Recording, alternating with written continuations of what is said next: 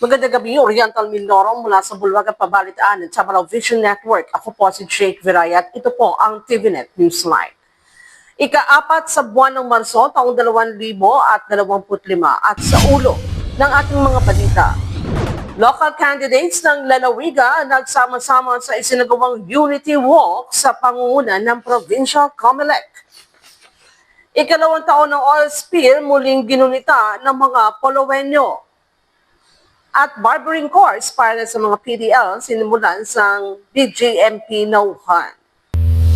Ibigay ang maximum satisfaction ng pamilya at sa negosyo dahil tuloy-tuloy pa rin ang high-quality service mula sa una at pinagkakatiwalaan sa fast internet connection plus cable TV sa buong Mindoro, ang Tamaraw Vision Network. Serving to the max, sa TVNet kami. Una sa Mindoro, TVNet pa rin. For inquiries, magpunta na sa pinakamalapit na TVNet office sa inyong lugar.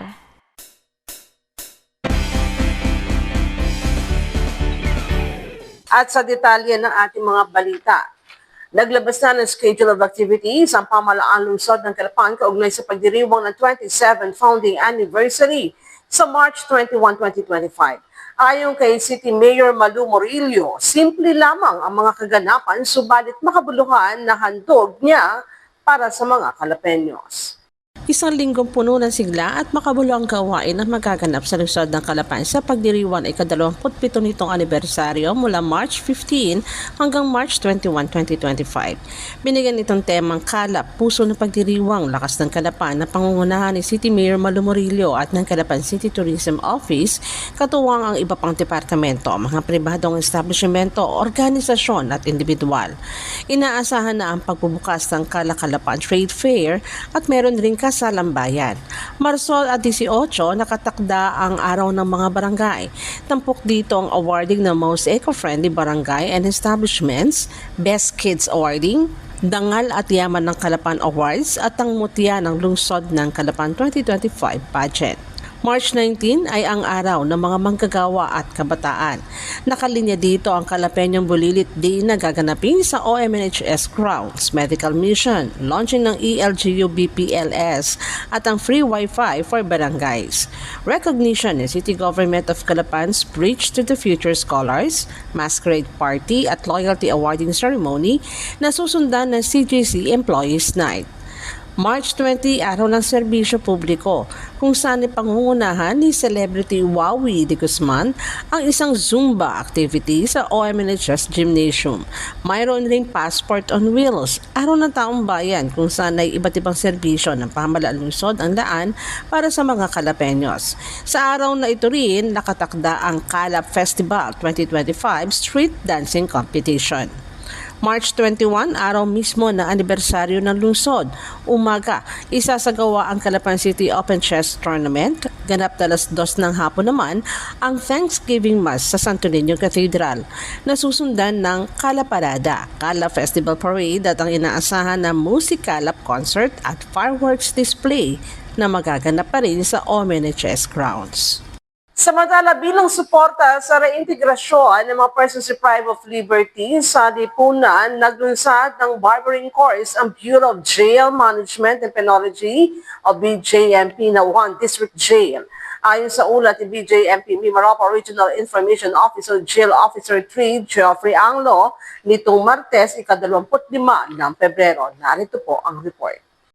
Bilang suporta sa reintegrasyon ng mga persons deprived of liberty sa lipunan, naglunsad ng barbering course ang Bureau of Jail Management and Penology, Nauhan District Jail.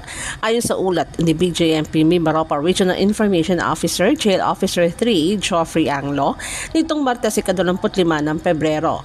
Sa isang pahayag, sinabi ni Anglo na layo ng programa na matugunan ang pangangailangan ng mga PDLs at makapagbigay sa kanila ng mga praktikal na kasanayan na magagamit nila sa pagbabagong buhay.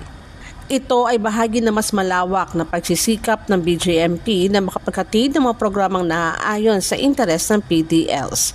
Sa kanilang pakikilahok, matututo sila ng mahalagang kasanayan na tutulong sa kanila na makahanap ng maayos na trabaho paglabas nila sa pasilidad ng BJMP. Nasa 20 PDLs ng kasulukuyang naka-enroll sa nasabing kurso na nagbibigay daan sa kanila upang higit pang paunlarin ang kanilang mga kasanayan sa pagkagupit at sa pamamagitan ng hands-on training. Isa dito si Anthony, hindi niya tunay na pangalan, na nagnanais na maging isang barbero. Aniya hindi pa siya nagkakaroon ng ganitong pagkakataon na matuto ng kasanayan at maging career-minded bilang paghahanda sa kanyang paglaya. Samantalang binigyan din ni Acting District Jail Warden Jail Senior Inspector Herman Jose Madrigal ang kahalagahan ng pagpapatuloy ng mga ganitong uri ng programa upang matulungan ang mga PDLs na maging kapaki-pakinabang na miyembro ng lipunan.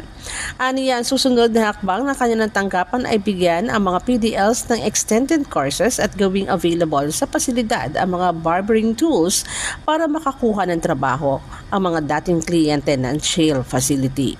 Dagdag pa ng pamunuan ng BJMP and DJ, ang mga kalahok na PDLs ay maigpit na sinusubaybayan ng mga jail personnel dahil ang aktibidad ay nangangailangan ng paggamit ng mga blades at gunting. Antabayanan ng iba pa mga balita sa aming pong pagbabalik. Bakit ka kasi kumabit? Alam mong di tama yan, di ba? Huwag ka nang gumamit ng pag-aari ng iba. Nakakaperwisyo ka sa mga legal na cable. Lumalabo ang signal nila. Mahiya ka naman, hoy. Illegal na cable mo, putulin na. Ano, gusto mo bang umabot pa sa kulungan? Umiwas ka na sa gulo tsaka skandalo. Huwag maging kabit. Magpakabit ng tama ngayon. Supported by PCTO. Good news po para sa lahat ng subscribers ng Cable TV at Cable Internet. Naisabatas na po ang Anti-Cable Television and Cable Internet Tapping Act of 2013. At ayon dito, bawal makikabit ng Cable TV at Cable Internet. Ang parusa sa sino mang lumabag sa batas na ito ay pagkakakulong at pagbabayad ng malaking multa. Bayad ka na nga, kulong ka pa. Kim Atienza po, nagsasabing pagdating sa batas, hindi weather-weather lang. Huwag maging kabit. Supported by the PCTA.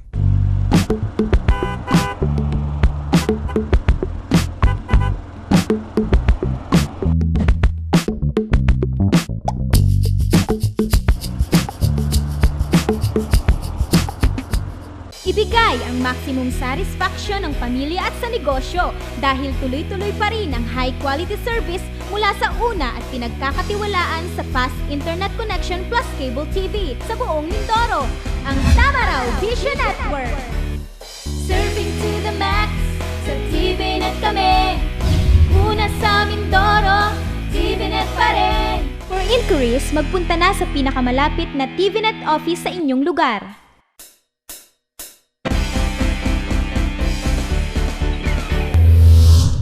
Sa pagpapatuloy natin mga balita, sama-sama sa iisang layunin, ang itaguyod ang isang malinis, matapat at mapayapang halalan. Ito ang diwa ng isinagawang Unity Walk na pinangunahan ng Provincial Comelec Office. Ang mga aspirante mula sa iba't ibang partido ay pawang nakiisa kasama ang ilang pang konsernadong ahensya ng pamahalaan, religious sector at mga pribadong grupo. Sa unang araw ng buwan ng Marso, pinangunahan ng Comelec Oriental Mindoro ang isang Unity Walk na dinaluhan ng mga aspirante sa lalawigan mula sa posisyon ng kinatawan sa Kongreso sa una at ikalawang distrito, gobernador, vice-gobernador at mga board members. Sama-samang naglakad sa mga pangunahing kalye sa lungsod ng Calapan na nagtapos sa Calapan City Plaza Pavilion para sa Peace Covenant signing. Bukod sa mga opisyalis at kawani ng Provincial Comelec, nakiisa rin dito ang mga leader, kinatawan ng religious sector, PNP, DepEd, BJMP, Philippine Coast Guard, Philippine Army at ilang konsernadong ahensya ng gobyerno. Kasama rin ng mga aspirante ang kani-kanilang mga pamilya, kaibigan at mga supporters. Nagtapos ang paglalakad sa Calapan City Plaza Pavilion kung saan isinagawa ang isang maikling programa. Bawat sektor ay nagbigay ng kanilang mensahe at panawagan para sa mga kandidato, ganun rin para sa mga botante.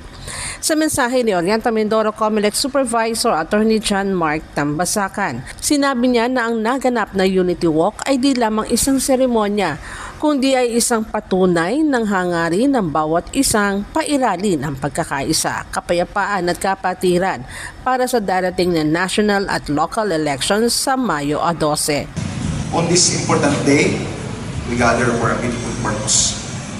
The Unity Walk of Elections.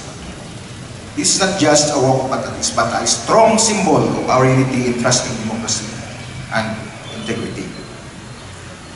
This Unity Walk is a demonstration that regardless of our party, religion, or opinions, we unite under one goal: to serve Oriental Mindoro.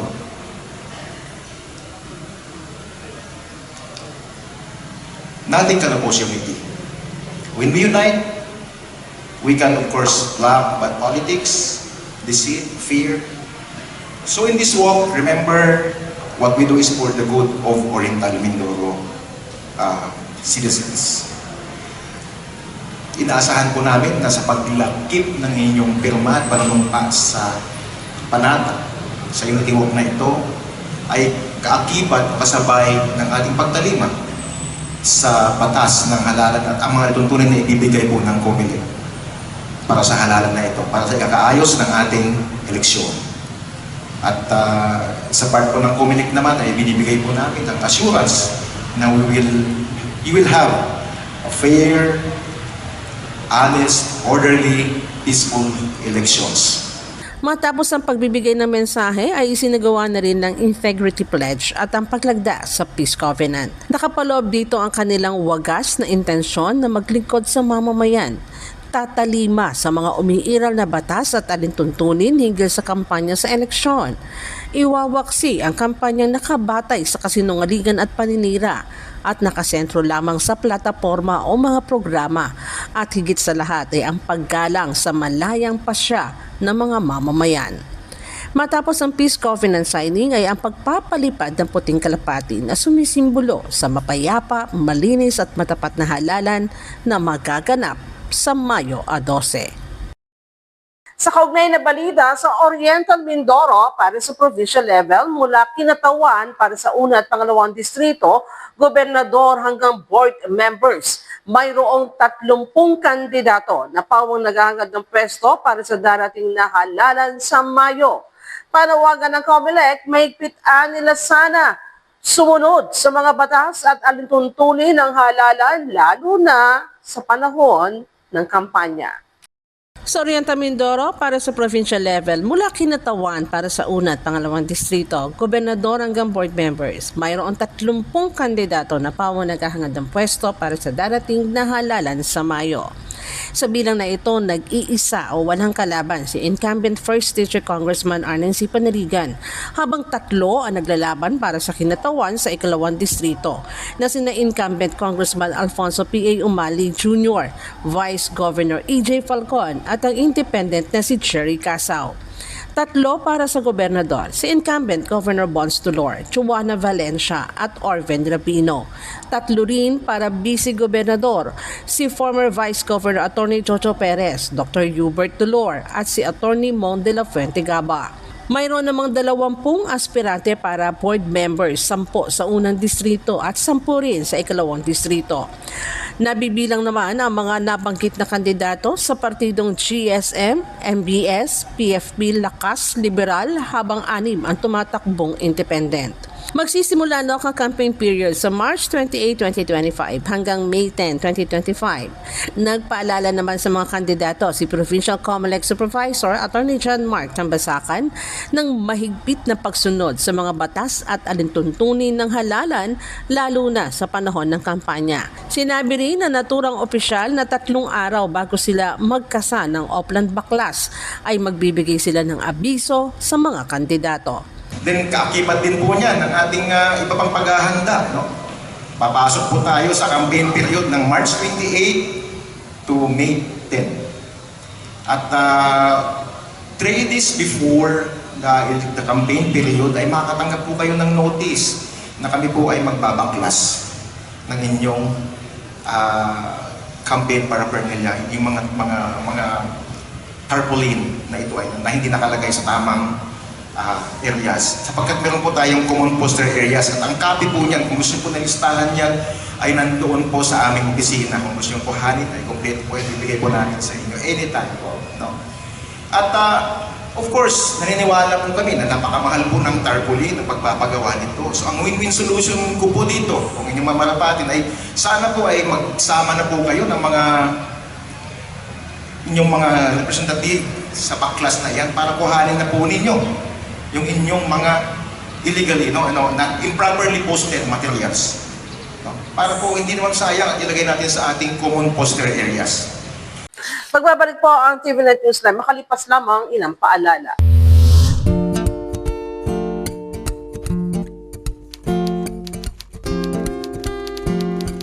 Inday, pakiligpit nga itong mga kinalat ng mga bata. Noon, gusto ko makapag-aral. Pero walang oras dahil full-time ang trabaho ko. Pero ngayon, dahil sa online classes ng Solar Learning at DepEd Alternative Learning System, natupad na ang pangarap kong makapag-aral. Good day, ka-learners! Welcome to another episode. Hindi ko na kailangan pumasok sa eskwelahan. Nakakapag-aral ako sa oras na gusto ko. Anytime! Nagkaroon ako ng second chance sa pag-aaral. At dahil recognized ito ng DepEd, sigurado ako sa diploma. This lesson, You should be able to... you learned about the persons. Sa wakas, matatapos ko na ang high school ko. Ay, salamat din nga pala kay ate. Ina-sponsor niya ako na ma-enroll sa Solar Learning.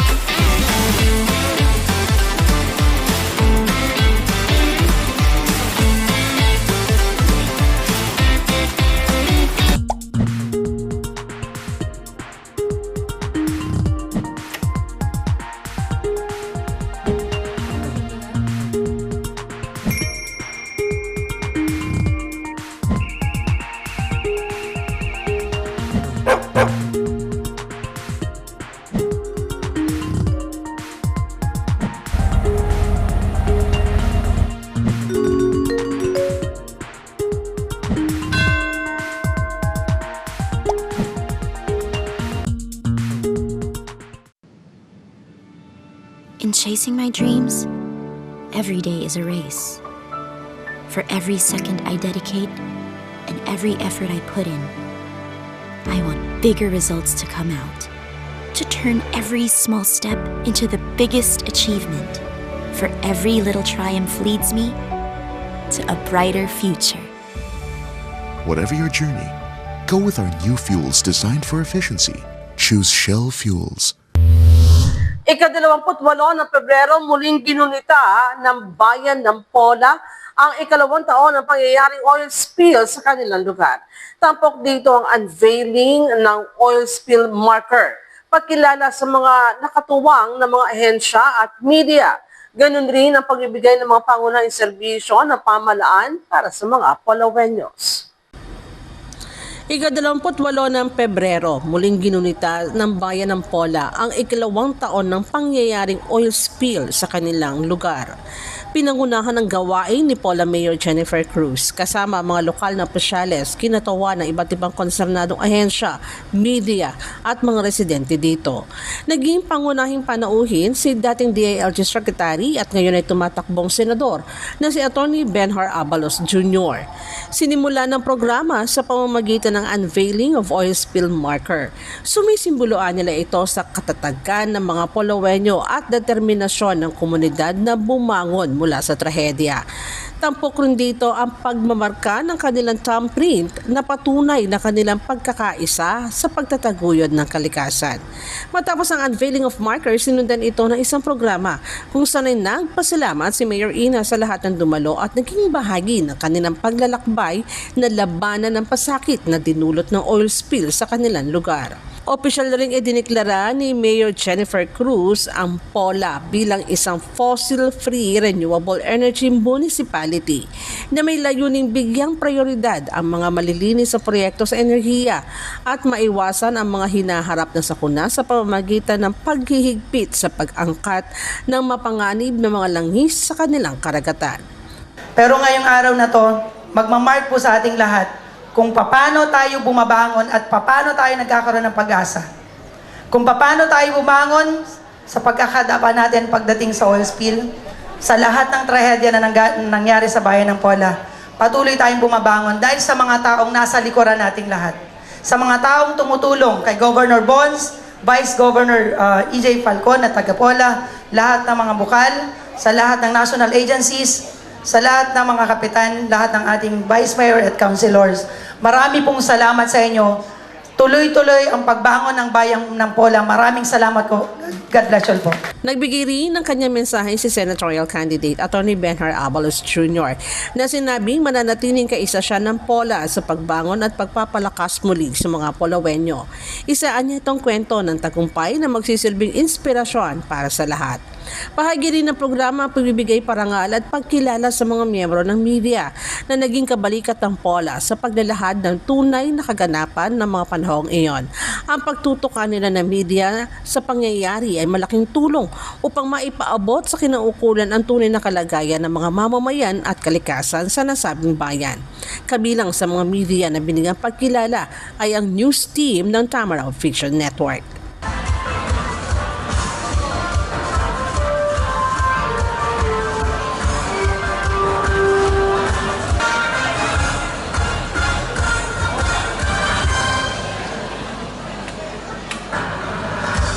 Samantala, nagsagawa rin ng pangunahing serbisyo ang iba't ibang ahensya ng gobyerno at organisasyon. Kabilang dito ang pagsasanay sa pagmamaneho ng LTO, mga programang medical at dental, pamamahagi ng tulong pinansyal sa ilalim ng AIX, mga serbisyong sibil tulad ng birth certificate at national ID, at ang pagbibigay ng computer sets sa mga barangay. Samantala, alamin po natin ngayon ang presyo ng mapangunahing bilihin sa ating pamilya ang lungsod ng Calapan. Narito po ang ating Palengke Watch.